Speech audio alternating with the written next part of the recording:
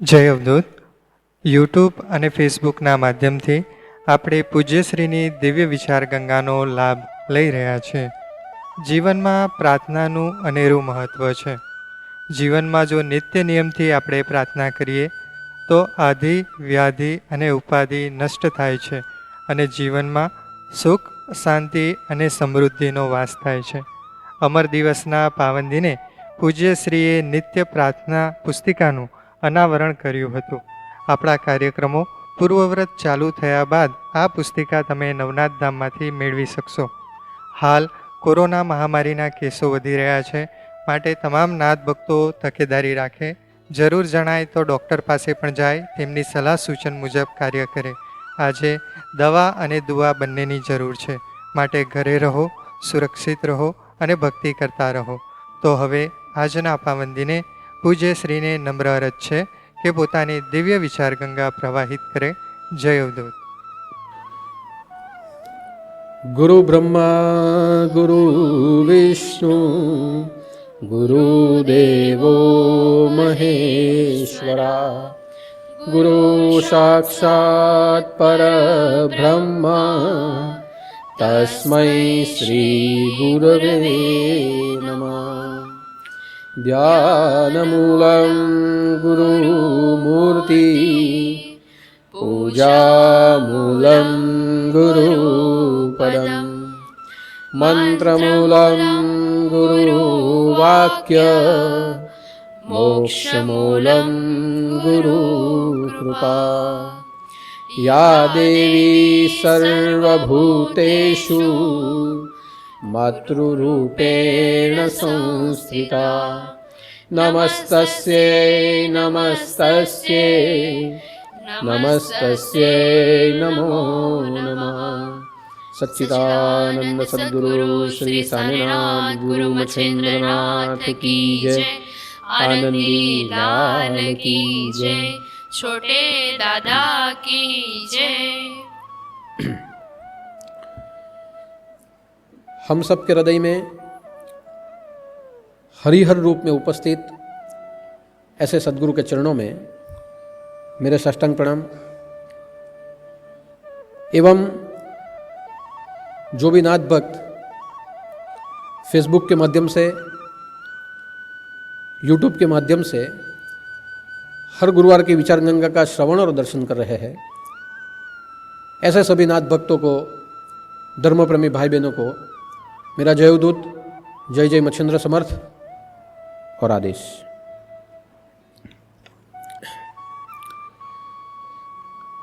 हरिहर नाथ साक्षात है, निराधार आधार, शरण तिहार आ गयो, कर मेरा उद्धार.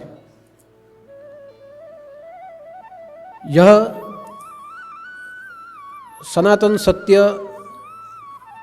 विचारधारा है. यह विचारधारा साईनाथ स्तोत्र में अंकित की गई है और उसका अर्थ ये होता है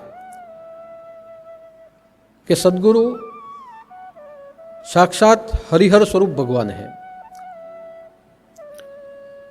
उनकी कृपा निराधार को आधार देने वाली है. जो भक्त श्रद्धा से उनकी शरण में जाता है, उनकी उपासना करता है, उसके जीवन के सभी भयावह संकट नष्ट हो जाते हैं और उसका उद्धार हो जाता है. यह सनातन विचारधारा हमें हमारे जीवन में, जीवन के क्षेत्र में सद्गुरु तत्व का महत्व दर्शाती है कि हमारे भौतिक जीवन में, हमारे आध्यात्मिक जीवन में, हमारे धार्मिक जीवन में, हमारे सामाजिक जीवन में सद्गुरु का स्थान केंद्र स्थान में है. क्योंकि हमारे जीवन के सभी प्रश्न और हमारे जीवन के सभी प्रश्नों के निराकरण सद्गुरु के चरण से ही होते हैं, या सद्गुरु की वाणी से, या उनके प्रवचन से होते हैं. और इसीलिए जब जब आदिकाल में भी राजा महाराजाओं को कोई समस्या उपस्थित हो जाती थी तो वे भी उनका निराकरण राजगुरुओं से मांगते थे, ऋषि मुनियों से मांगते थे, और जो उनके द्वारा उपाय बताए जाते थे वह उपायों का अनुसरण करते थे, जिसके द्वारा सभी संकट दूर हो जाते थे। और सिर्फ भौतिक संकट ही नहीं, हमारे जीवन के मानसिक और आध्यात्मिक संकट भी सद्गुरु के वचन से दूर हो जाते हैं। इसलिए आप देखिए कि वस्तुओं के अभाव से भी ज्यादा हमें कितनी सारी मानसिक समस्याएं भी है, कितनी सारी मानसिक चिंताएं भी है। हमें जीवन में प्रति मिनट किसी ना किसी वस्तु का भय भी है। जीवन में सुख दुख की समस्या, जन्म मरण का रहस्य, ज्ञान और अज्ञान का रहस्य, काम क्रोध लोभ मोह मद मत्सर के उद्वेग का रहस्य, ये सभी कुछ केवल और केवल सद्गुरु ने दिए हुए उपाय से ही हम उसमें से मुक्त हो सकते हैं। और इसलिए आज का नहीं, अनादिकाल से सद्गुरु का स्थान हम सबके जीवन में केंद्र स्थान के रूप में है। वैसे देखा जाए तो सद्गुरु के द्वारा जो भी हमें आत्मबोध प्राप्त हो, जो भी हमें आत्म साक्षात्कार प्राप्त हो, या जो भी हमें उपाय प्राप्त हो, ये सभी उपाय हमें परावलंबी बनाने वाले उपाय हैं, स्वावलंबी बनाने वाले उपाय हैं। सद्गुरु अपने किसी भी शिष्य को परावलंबी नहीं बनाते, स्वावलंबी बनाते हैं। और इसीलिए वेदों के जितने भी मूल वाक्य है, अहम ब्रह्मस्मि, अयम आत्म ब्रह्म, प्रज्ञानम ब्रह्म आदि जितने भी मूलभूत वाक्य है, ये सभी हमें हमारे भीतर हमें आत्मबोध देते हैं कि आप स्वयं सब कुछ हो। जो ग्रंथों में लिखा है वो यही कहना चाहता है कि आप स्वयं सब कुछ हो, लेकिन इसका रहस्य गुरु के प्रवचनों में समझे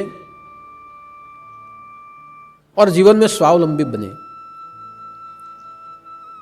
लेकिन फिर भी अगर हम परावलंबी ही बने रहे तो हमें इतना समझना चाहिए कि हम में और पशुओं में और कोई भेद ही नहीं है। पशु परावलंबी होते हैं लेकिन मनुष्य स्वावलंबी होता है।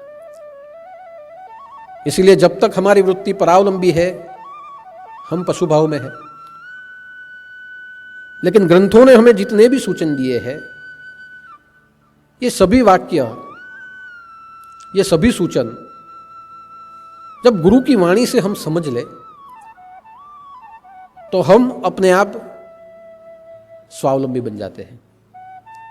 इसीलिए सद्गुरु का स्थान जीवन में विशेष है, जिनका सानिध्य हमें संपूर्ण रूप से आधार देता है।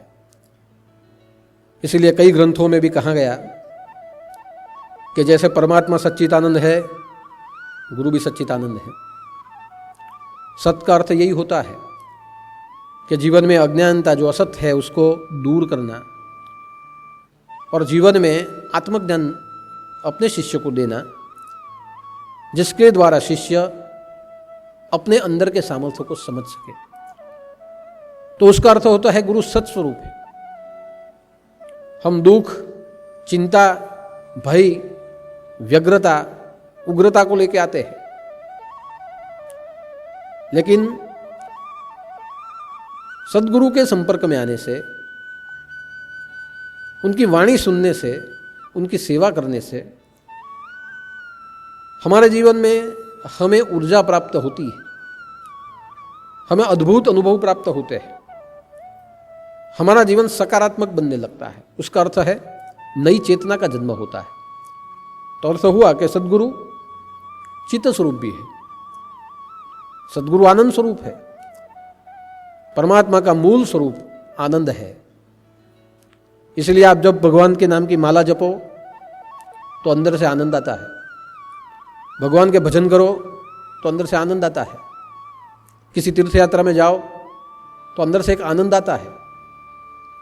ठीक वैसे ही जब गुरु के सानिध्य में आप चले जाए तब सहजा सहज हमें अपने अंदर भी ऐसा दिव्य आनंद आता है। आज जीवन में हमें सुख मिलता है लेकिन आनंद नहीं मिलता। हमारे सगा संबंधियों के द्वारा जो मिलता है वो सुख होता है। इसलिए आज किसी के द्वारा हमें सुख मिला, कल उसी से ही हमें दुख मिल सकता है। लेकिन सद्गुरु के समीप जाने से हमें आनंद मिलता है। और आनंद के विषय में कहा गया है कि आनंद स्वावलंबी है, आनंद परावलंबी नहीं, सुख परावलंबी है, लेकिन आनंद स्वावलंबी है। तो उसका अर्थ ये हुआ कि गुरु आनंद स्वरूप भी है। सद्गुरु की तुलना पारसमणि से भी हुई। ग्रंथों ने गुरु की तुलना पारस से की कि जैसे पारस कांचन को, लोहे को सोना बना देता है, ठीक वैसे ही सद्गुरु भी शिष्य को अपने जैसा बनाता है। लेकिन यहां एक बात सोचनी है कि पारस सिर्फ लोहे को सोना बनाता है, लेकिन सद्गुरु अपने पास आने वाले किसी भी व्यक्ति को अपने जैसा बना सकता है। इसीलिए पारस से भी गुरु की गरिमा अति ऊपर है। सद्गुरु के लिए कहा गया कि गुरु समुद्र के समान है, कि जैसे समुद्र गहरा है और जब ज्वार भाटा होता है तो समुद्र अपने अंदर की गंदगियां बाहर फेंकता है, लेकिन उसके अंदर के रत्न वो अंदर छिपाए, अपने पेट में छिपा के रखता है। ठीक वैसे ही गुरु अपने शिष्य के अंदर की गंदगियां फेंक देता है और अपने अंदर बसे हुए ज्ञान, भक्ति, वैराग्य, योग आदि मूल्यवान रत्नों को अपने शिष्यों को देता है। यहां तक तो समुद्र और गुरु की तुलना समान है, लेकिन गुरु समुद्र से भी अधिक ऊपर है। और उसका एक ही कारण है कि समुद्र का जल खारा है, किसी के उपयोग में नहीं आ सकता, लेकिन सद्गुरु की वाणी मधुर है। प्रत्येक जीव मात्र की ताप को वो शांत कर देती है, प्रत्येक जीव मात्र के दुख को वो सांत्वना देती है। और इसीलिए कहा गया कि गुरुवाणी का पान हमें अपने कानों से करना चाहिए। तो गुरु की वाणी मीठी है, इसीलिए समुद्र से भी ऊंची गरिमा सद्गुरु की बताई गई है। तो यहां से हम समझ सकते हैं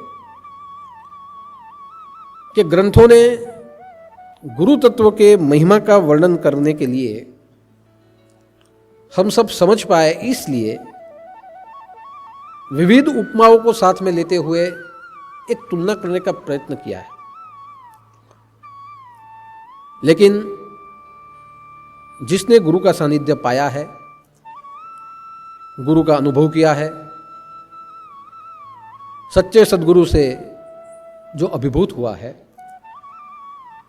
वो अपने अंदर से ही ये रहस्य को जान सकता है और मान सकता है कि जितनी भी उपमाएं दी गई है उस उपमाओं से भी अधिक गुरु का गौरव होता है। इसलिए मैंने यहाँ लिखा है कि हरिहर नाथ साक्षात है, गुरु हरिहर स्वरूप है, प्रकृति के परा और अपरा तत्वों से भी ऊपर है, हरिहर स्वरूप है। हरि का अर्थ होता है विष्णु और हर का अर्थ होता है शिव। हरि क्या करता है? हरि हमारा पोषण करता है, हरि हमें सुविधा देता है, हमें भोजन देता है, हमारे जीवन के अस्तित्व को वो सुरक्षित करता है। ठीक वैसे ही जब हम गुरुचरण में आते हैं, पूरी दुनिया से त्रस्त होकर जब हम आते हैं, तब सद्गुरु हमारा पोषण करते हैं, सभी प्रकार की गंदगियों से हमें बचाते हैं, उनके सत्संग का सानिध्य देके हमें सनात करते हैं। हमारे जितने भी विकारी मनोरथ है, उन सभी विकारी मनोरथों को हमारे जीवन से वो दूर करते हैं और हमारे जीवन को सुरक्षित करते हैं। इसलिए हम कह सकते हैं कि पहले जब तक हम गुरु दरबार में नहीं आते थे, तब हम व्यसन करते थे, अभक्ष खाते थे, गलत लोगों से संपर्क रखते थे। लेकिन जब से हम गुरु दरबार में आ गए और जब से हमने सत्संग भरना चालू किया, ये जो भी हमारी आदतें थी वो अपने आप छूट गई। हमने छोड़नी नहीं चाहिए, अपने आप छूटी वो। तो ये आदत किसने छुड़वाई? हमने सुरक्षित किसने किया? गलत व्यक्तियों से हमें दूर किसने किया? तो स्वाभाविक है कि गुरु कृपा के आवरण ने किया है।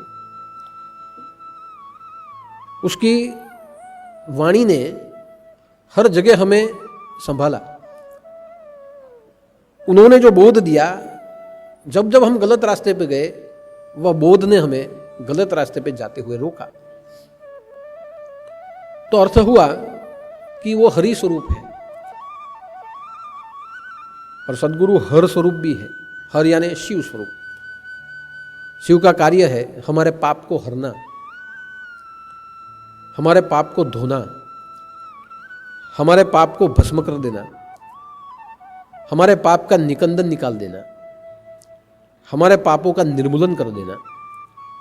ये अगर कोई कर सकता है तो केवल और केवल सद्गुरु का हर स्वरूप कर सकता है। इसलिए आप देखिए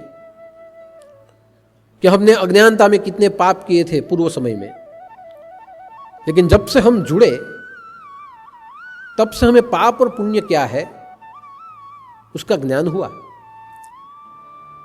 पहले हम पाप करते थे, सोचते नहीं थे। अब जब भी हम कुछ करते हैं तो उसके पीछे सोचते हैं कि मैं ये करूं तो पाप है या ये करूं तो पुण्य है। मैं जो कर रहा हूं उसमें स्वार्थ है या परमार्थ है। यह विवेक बुद्धि या विचार सद्गुरु के हर स्वरूप से हमें प्राप्त हो। इसलिए जहां हमें पता ही चल जाता है कि हम पाप कर रहे हैं या पुण्य कर रहे हैं, स्वाभाविक है हमारे पाप जो बढ़ते हैं वो वहीं रुक जाते हैं, और जो पाप हुए हैं वो सेवा करते हुए, सत्संग करते हुए, मन का पश्चाताप करते हुए, मंत्रजाप करते हुए मानसिक पाप वो दूर हो जाते हैं। सेवा करते हुए शारीरिक पाप दूर हो जाते हैं, मंत्रजाप करते हुए वाणी के पाप दूर हो जाते हैं। तो पाप और पुण्य हमें समझाए, पाप से मुक्त करे, हमारा जीवन सुरक्षित करे, यह कृपा हरिहर स्वरूप की ही होती है। इसलिए हरिहर स्वरूप साक्षात है, निराधार आधार, शरण तिहार आ गयो कर मेरा उद्धार। कि इसीलिए तो हम गुरु के शरणों में आए कि जहां गुरु हमारा उद्धार करे। एक बार क्या हुआ एक गुरु थे, उनका आश्रम था, उसमें 5 शिष्य रहते थे गुरु के साथ। हर रोज विद्याभ्यास, योगाभ्यास सब होता था। 4 जो शिष्य थे वो नीति नियम वाले थे, धर्म कर्म वाले थे, और उसमें जो एक शिष्य था वह आलसू था, कपट वृत्ति का था, चोरी करता था। एक बार उसने आश्रम से चोरी की। बाकी के 4 शिष्यों ने गुरु को फरियाद की कि गुरुदेव, इसने चोरी की है, आप इसको समझाएं। गुरुदेव ने कहा ठीक है, मैं मेरे हिसाब से उसको समझाऊंगा। थोड़ा समय बीता, वापस चोरी की, वापस गुरु को फरियाद की गई। गुरुदेव ने वही जवाब वापस दिया।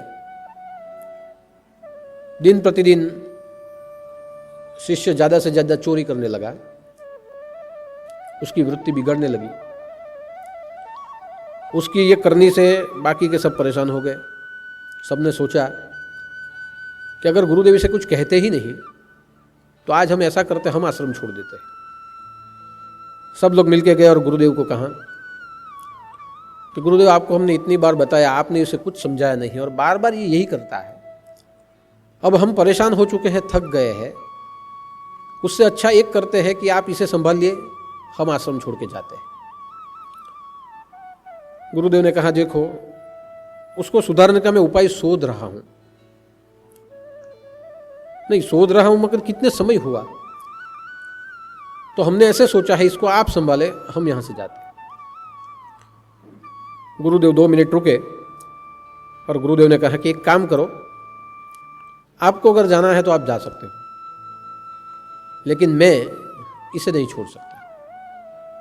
बाकी सब शिष्य आश्चर्य में पड़े कि गलत को साथ में रखा जाता है और जो अच्छे हैं वो बाहर जाते हो जाने दिया जाता है। तो गुरुदेव ऐसा असंतुलन क्यों, ऐसा अन्याय क्यों? गुरुदेव ने कहा ये कोई अन्याय नहीं है, मैं इसीलिए आपको कहता हूं कि आप जा सकते हो। उसका एक ही कारण है कि आप उचित जगह पर रह के उचित जीना सीखे हो, इसलिए आप कहीं भी जाएंगे तो अनुचित नहीं करेंगे, आप उचित ही रहेंगे। आपके द्वारा समाज को कोई नुकसान नहीं होगा।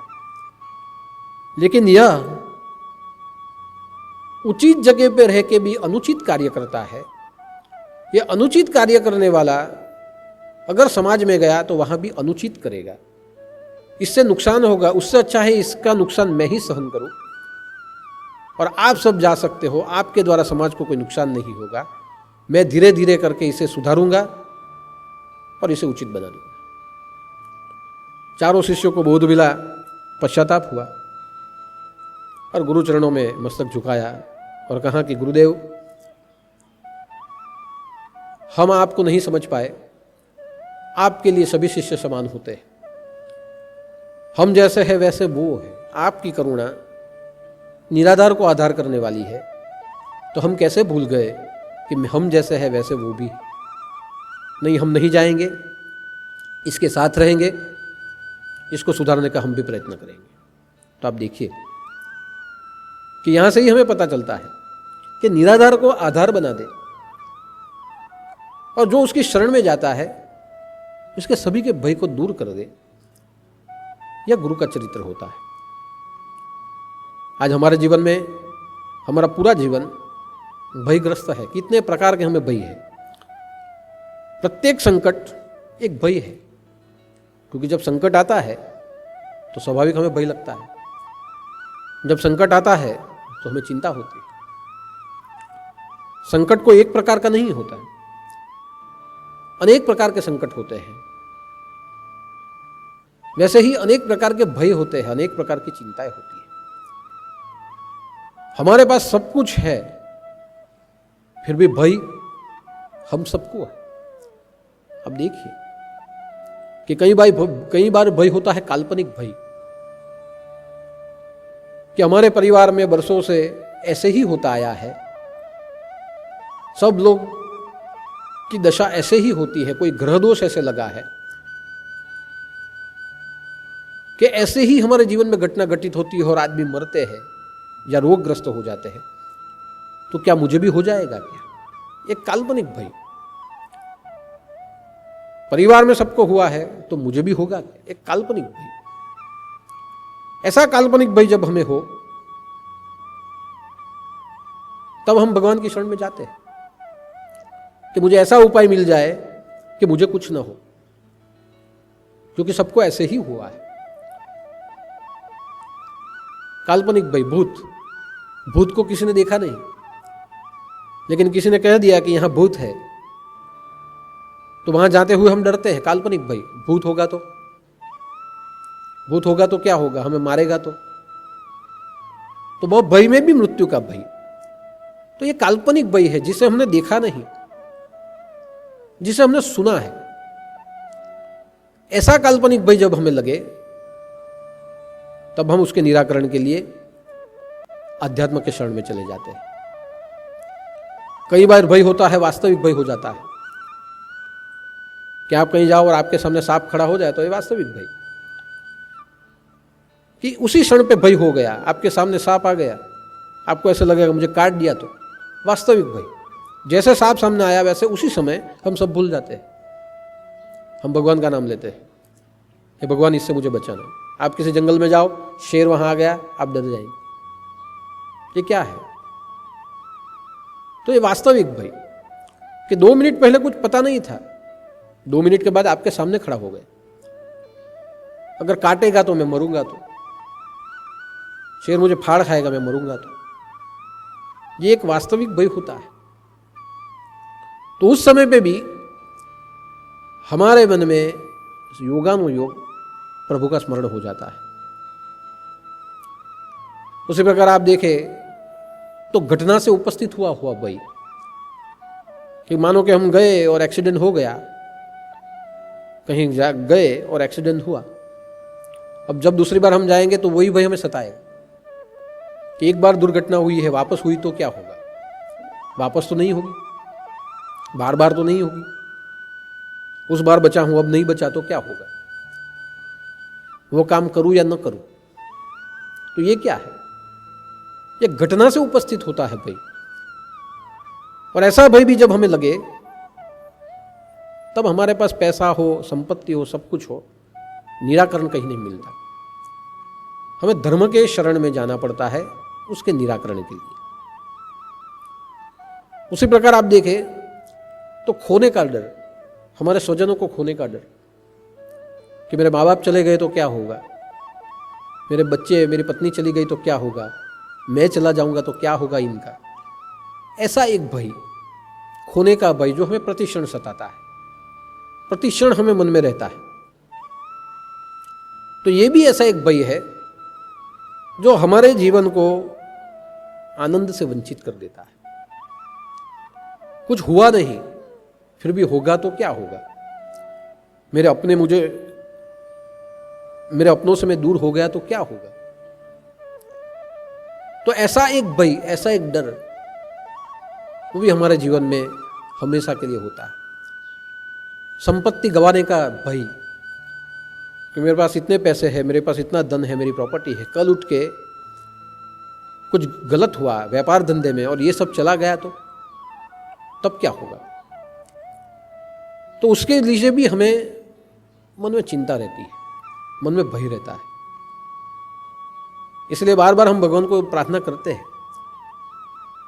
कि भगवान तुम्हारी आपकी कृपा रखना, हमें सुखी रखना, जीवन में कुछ गलत ना हो, सब बराबर रहे, ऐसा करना हम प्रार्थना करते हैं।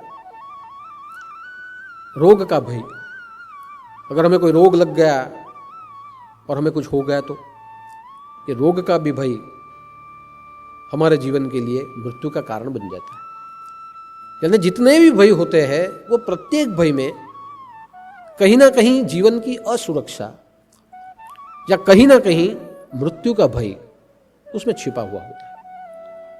और आज हम देखते हैं कि ये जो महामारी है, ये महामारी क्या है? तो पूरे विश्व में जो महामारी फैली है उसमें लोग मर रहे हैं।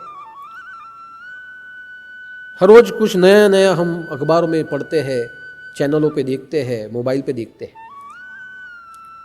तो जब वो देखते हैं तब हमें अपने आप मन में होता है कि उसके जो लक्षण हैं शायद वो तो हमारे अंदर नहीं हो। कई बार हमें होता है, हमें भय सताता है, दूसरों का देखते हैं तब भी, और जब हम में हो जाए तब भी, कि अगर हो गया तो मैं मर जाऊंगा तो क्या हो। तो ये भय सताता है। लेकिन एक बात समझनी है कि मृत्यु और जन्म परमात्मा के हाथ में है। किसे कब जन्मना है और किसे कब मरना है उसके हाथ में। ये दोनों ओपन सीक्रेट है, ओपन है, दोनों ओपन सीक्रेट, जो वही जानता है। तो भले हम डरे, ये स्वाभाविक गुण है हमारे मन का, हम डरेंगे, लेकिन इतना न डरे कि हम मर जाएंगे तो क्या होगा। मरना भगवान के हाथों में है। जब हमारे संचित कर्म नष्ट पूरे हो जाएंगे, ये शरीर में हम आए हैं, आत्मा हमारे इस शरीर में आया है, इसके संचित कर्म जब पूरे हो जाएंगे, अपने आप ये आत्मा शरीर को छोड़ेगा, और शरीर को छोड़ने की क्रिया ही होती है मृत्यु। तो ये सजा सहज क्रिया है। तो कुछ होगा और हम मर जाएंगे, ये भय को मत पाले। जीना, जीवन और मृत्यु कुदरत के हाथ में है, प्रकृति के हाथों में। जिसे वो जिलाना चाहे वो इसे जिला सकती है, और जिसे वो मारना चाहे उसे वो मार सकती है। तो न डरे ऐसा कुछ नहीं, डरना जरूरी है, लेकिन मौत का डर मन से निकाल दीजिए। आज मैं इसीलिए कह रहा हूं कि कोरोना महामारी है, उसमें ज़्यादा से ज़्यादा पूरी दुनिया डरी हुई है। डरना जरूरी है, सबको डरना चाहिए, चिंता सबको करनी चाहिए, लेकिन हम मर जाएंगे ये डर दिल से निकाल दो। डरे हमें न हो, उससे डरे कि महामारी कोरोना हमें न लगे, उससे डरे, उससे डर के रहे, बच के रहे। लेकिन एक बार अगर हो जाए तो उससे लड़े बाद में। पहले बचे और डरे कि जब तक ना हो तब तक अच्छा है, बच के चले, थोड़ा डर के चले। लेकिन हो जाए तो उससे लड़े, मरने का भय छोड़ दे, उसका मुकाबला करे, जी जान से उससे लड़े, उसके साथ आंखों में आंखें मिला के उसके साथ मुकाबला करे। हमारे पास बहुत कुछ है। आध्यात्म मंत्र जाप महामृत्युंजय मंत्र है। ये महामृत्युंजय मंत्र मृत्यु को ऊपर विजय पाने वाला मंत्र है। उसका जाप करे, गुरु मंत्र का जाप करे, राम नाम का जाप करे, राम रक्षा स्तोत्र का जाप करे। इतने ढेर सारे जो स्तोत्र स्तुतियां बनाई है, मंत्र, बीज मंत्र बनाए हैं हमारे शास्त्रों ने, उसका पाठ करें। और जो दवा है उसे ले, लेकिन लड़े, डरे नहीं। एक बार हो जाने के बाद उसकी आंखों में आंखें डाल के उसको उससे का साथ लड़े। अगर आत्मविश्वास मजबूत होगा तो जरूरी नहीं है कि हमारी मृत्यु हो। हम महामारी को भी मार सकते हैं, लेकिन जो माहौल हुआ है वो इतना डर का माहौल हुआ है कि सब डरे हैं। कोई भी लक्षण आए तो हमें ऐसे ही लगता है कि मुझे भी वही है क्या, ये लगता है हमें। लेकिन ज़्यादा से ज़्यादा हम डर की वजह से हम मरते हैं। अभी बीच में ही मैंने ओशो रजनीश का एक प्रवचन सुना।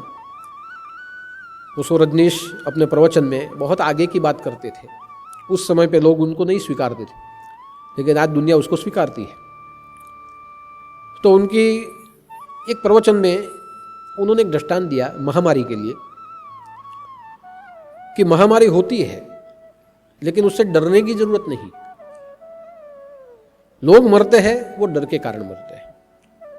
और ये समझाते हुए उन्होंने एक दृष्टांत दिया कि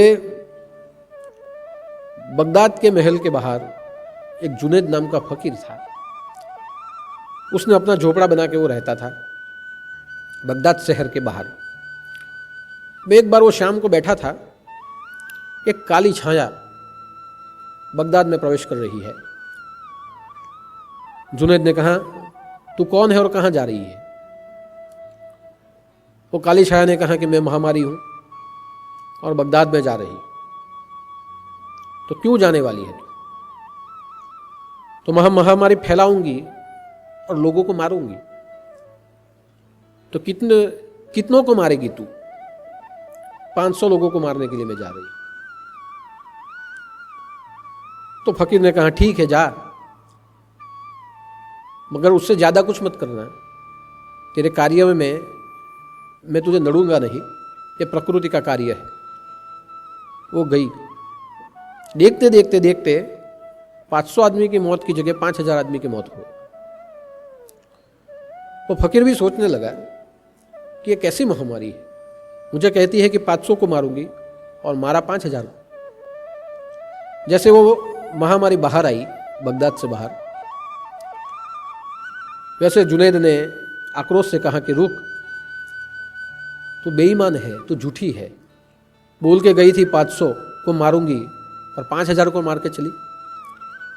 तब वो महामारी ने कहा कि मैंने तो 500 को ही मारा है, बाकी के 4500 तो डर की वजह से मरे हैं, बाकी मैंने तो 500 को ही मारा है। ये उसो रदीश के प्रवचन में मेरे सुनने में आया, उनके द्वारा ही ये दृष्टांत मैंने सुना। तो यहां से पता चलता है कि ज्यादातर हम डर की वजह से हमारा आत्मबल हम खो बैठते हैं, हम निर्बल हो जाते हैं, हम सब मान लेते हैं, हो गए, हमें हल्के पुल्के लक्षण आते हैं, सबको आएंगे। लेकिन दवा और दुआ रख के डरना नहीं है, उससे लड़ना है, उसको मात देनी है। और इसीलिए फिल्म का वाक्य है, डर गया सो मर गया। तो हमारे पास इतने सब शास्त्र है, मंत्र जाप है, इतना आयुर्वेद है, एलोपैथी की दवा भी है, तो उसका बराबर से उपयोग करें और डरे नहीं, लड़े और इसमें से बाहर निकले। तो एक डर होता है महामारी का कि एक को कुछ हुआ ऐसा ही मुझे हो रहा है, इसे जो हो रहा है वही मुझे हो रहा है। ऐसे करते भी हम मानसिक रूप से, काल्पनिक रूप से उसके शिकार हो जाते हैं। तो इसीलिए कई प्रकार के डर, भयावह संकट हमारे जीवन के, हमारे अस्तित्व को मिटाते हैं। और इसीलिए कहा गया कि शरण तिहार आ गयो कर मेरा उद्धार। कि सब मुझे डर है तो मैं कहां जाऊं? धर्म के शरण में जाऊं, अध्यात्म के शरण में आऊं, मुझे बचाओ। और जब जब अध्यात्म के शरण में गए हैं तब तक हमें वहां से आत्मबल प्राप्त हुआ है, तब वहां से हमें नई ऊर्जा प्राप्त हुई है और हमारे जीवन में एक नई क्रांति आई है। इसीलिए श्रद्धा से हमें ये संकटों से बाहर निकलना है, क्योंकि मृत्यु ओपन सीक्रेट है। शरीर का धर्म पूरा होता है, आत्मा का धर्म पूरा होता है, आत्मा उसमें से विदाई ले लेता है। लेकिन वो जब लिखा है तभी होता है, किसी के मारने से हम मरते नहीं। तो मन से उसका स्वीकार करें, लेकिन मुझे होगा ही, मैं मरूंगा ही, ये न सोच। स्वामी अक्कलकोट महाराज ने कहा था, घाबरूनो को मी पाठीसी आहे। ये क्यों कहा था? एक भक्त था, अंधेरे में डर जाने के लिए डरता था। तो स्वामी जी ने कहा कि जाओ, मगर पीछे मुड़ के न देखना, मैं तुम्हारे पीठ के पीछे ही हूं। और वो अंधेरे में चला गया और जो उसका लक्ष्य था उसने पार किया। मैनाकिनी को देखिए कि उसे अपने मृत्यु से ज्यादा अपने गोपीचंद की मृत्यु की चिंता थी उसे, कि मेरा पति मरा है, गोपीचंद मरेगा तो उसके मरने का आघात मैं कैसे सहन करूंगी, उससे अच्छा ये अमर हो जाए, या ऐसा निराकरण मिल जाए, जन्म मृत्यु से दूर हो जाए। तब योगी जालेंद्र नाथ ने उसे योग मार्ग दिया, वैराग मार्ग दिया और हमेशा हमेशा के लिए मृत्यु के डर को दूर किया। तो यहां से पता चलता है कि मैनाकिनी के डर को किसने दूर किया? जालंधर नाथ ने दूर किया। चौरंगी नाथ के दोनों हाथ और दोनों पैर कट गए थे, उसके जीवन में कुछ था ही नहीं। कौन खिलाए, कौन पिलाए? उसका जीवन होते हुए भी मृत्यु समान था। लेकिन जब गुरु गोरखनाथ की शरण में आते हैं तो उसे नया जीवन वहां से प्राप्त होता है। यानी कहने का अर्थ है, शरण तिहार आ गयो कर मेरा उद्धार। एक बार आप शरण में आ गए तो श्रद्धा रखे, क्योंकि श्रद्धा के सिवाय कुछ भी है नहीं। हमारे पास जो पूंजी है वो पूंजी हमारी श्रद्धा है। इसीलिए श्रद्धा से गुरु की सेवा करें। जितने भी हमारे शास्त्र है, जितने भी हमारे मंत्र है, उसका जाप करें। दिन प्रतिदिन सकारात्मक विचार करें, सिर्फ महामारी के लिए ही नहीं, पूरे जीवन के लिए, कि हमें अपने लिए भी करना है, लोगों के लिए भी करना है, समाज के लिए भी करना है और हमें जीना है। ऐसे सब विचार करते हुए उत्साह से जिए तो अपने आप जीवन में सकारात्मकता भी आएगी। लेकिन जीवन में और आज का जो समय चल रहा है उसमें हमें जरूरत है, श्रद्धा की जरूरत है। भरपूर श्रद्धा रखें, क्योंकि श्रद्धा ही हमारे जीवन का एक वास्तविक सत्य है। परमात्मा का प्रागट्य भी श्रद्धा से ही होता है। हमें जो नई चेतना प्राप्त होती है वो भी श्रद्धा से ही होती है। श्रद्धा हमेशा सकारात्मक होती है और है। एक बार छोटी लड़की थी, उनकी माँ के साथ रहती थी, 2 बहन थी। हर रोज रात को गांव में जो लुटारू थे, डकैत, वो रात को चोरी करने के लिए आते थे घोड़े के ऊपर, और देखते ही देखते 2-3 मिनट में 2-4 घर को चोरी करके चले जाते थे। तो गांव में कोई सोता नहीं था। छोटी बच्ची थी। उसकी माँ को पूछा, माँ ने कहा ऐसा ऐसा होता है इसलिए कोई सोता नहीं। तो लड़की बोली तो मैं भी जगूंगी। तो माँ ने कहा देखो, तुझे को जगने की क्या जरूरत है, एक काम कर, भगवान को प्रार्थना करना और भगवान को प्रार्थना करके, हे भगवान तुम हमें संभालना, ऐसे करके तुम सो जाना। जगने की कोई जरूरत नहीं। अभी छोटे बच्चे हैं, ये हमेशा हमारे बोली हुई बातों को पकड़ लेते हैं। ये बात उसने पकड़ ली। पूरा गांव जगता था, माँ बेटी जगते थे, लेकिन ये जो छोटी बेटी थी वो आराम से खा पी के भरपूर सोती थी। तो ये सब देख के एक बार माँ ने पूछा कि बेटी, हर रोज रात को किसी न किसी घर पे चोरी होती है, हम तो जगते हैं लेकिन तू सोती रहती है, तुझे कैसे नींद आ जाती है? तो बेटी, छोटी बेटी ने कहा, क्या आपने ही तो सिखाया था, आप भूल गई क्या? तो क्या, कुछ महीने पहले आपने ही तो सिखाया था मुझे कि भगवान को प्रार्थना करना और सब कुछ उसे सौंप के सो जाना। तो अभी मैंने प्रार्थना की और उसको सौंप के मैं सो गई, तो मैं सो गई तो वो जगता है। अगर वो इतना भी नहीं कर सकता तो भगवान कैसा? तो मैं सो जाती हूँ उसके ऊपर श्रद्धा रख के कि तू जग जा, मैं सो जाती हूँ और इसलिए मैं आराम से उठती हूँ। तब उसकी माँ को हुआ कि नहीं, सही बात है। मैंने तो उसको मन को शांत करने के लिए, वो घबराए नहीं इसीलिए कहा था, लेकिन छोटी सी बच्ची ने ये पकड़ लिया कि भगवान को सौंप के सो जाना, और वो सच में भगवान को सौंप के सो जाती है, तो हम क्यों न सोए? जो होना है वो होना है। लेकिन हम सोते हैं और उसे कहते हैं कि तुम जगते हो, संभाल लेना, तो वो जगता है। लेकिन हम ऐसे कहेंगे कि तुम संभाल लेना और हम जगते रहेंगे, तो वो नहीं जगेगा। हमारी श्रद्धा यही है कि उसको सौंप दो और निश्चिंत हो जाओ। तो यहां से आप सीखिए कि हमें मन में श्रद्धा रखनी है। गुरु सानिध्य में शरण तिहार आ गयो कर मेरा उद्धार। वो उद्धार करेंगे। उनके शरण में श्रद्धा रख दिए कि जो करना है अभी आपको करना है, जीवन और मृत्यु आपके हाथों में है, लेकिन हम श्रद्धा से आंख बंद करके आपके चरणों में खड़े हैं। जो करना है वो आप करें। तो ऐसे करके अगर हम श्रद्धा रखेंगे तो जितने भी भयावह संकट है उसमें से हमें सांत्वना मिलेगी। और संकट एक बादल समान होता है, एक समय तक रहता है, बाद में बादल हट जाता है। ठीक वैसे ही ये जो भी कुछ संकट आए हैं इस दुनिया पे वो चले जाएंगे, लेकिन हम सबको अपना ख्याल भी रखना है, सचेत रहना है, हमें न हो उसका पूरा प्रिकॉशन लेना है।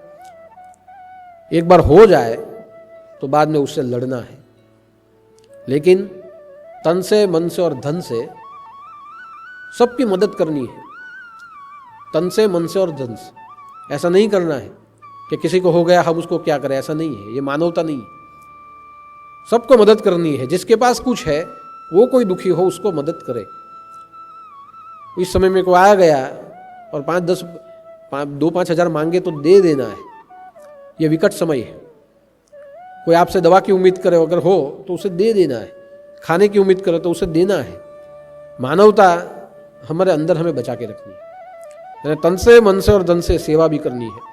अपने आप को भी संभालना है, श्रद्धा रखनी है। तो उसकी शरण में हम है तो हमारा भी उद्धार होगा, और जिनके लिए हम प्रयत्न करते हैं उन सबका उद्धार होगा। गुरु कृपा जीवन में सबका अच्छा ही करती है। बस जरूरी है कि हम उसके गौरव को समझें। उसने जितने भी मंत्र जाप दिए हैं उसका पाठ करें, दवा दुआ सब करें, और धीरे धीरे सकारात्मकता लाते हुए ये सभी परिस्थितियों से लड़ते हुए हम बाहर निकले। तो आज के दिन गुरुदेव के चरणों में हम प्रार्थना करते हैं कि जाने अनजाने में कोई भूल हुई हो तो हमें माफ़ करना।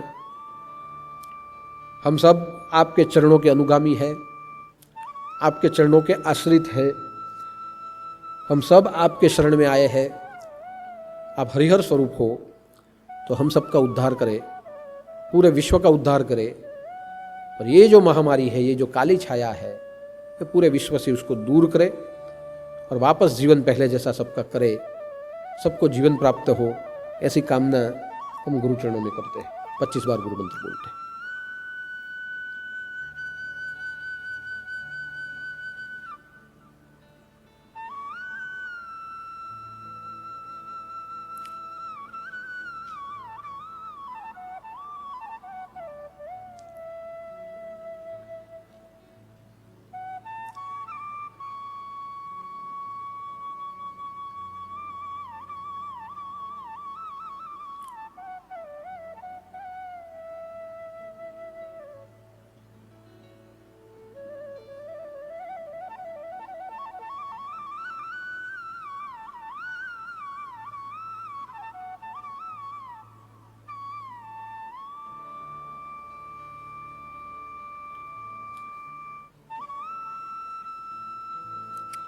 गोरक्ष झालन्नर चरपटाश्च अड़वंगकानीफमच्छिन्नराज्य चौरंगी देवाणकुभर्तुरी सज्जा भूम्याम्ब भुवननाथ सिद्धः।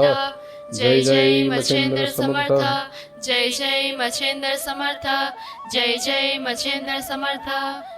नाथ महाराज की जय, छोटे दादा की जय।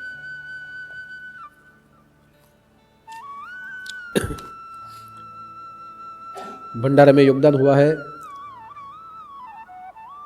लल्लू भाई पाटी 30 किलो चावल, 10 किलो चने, 5 किलो दाल।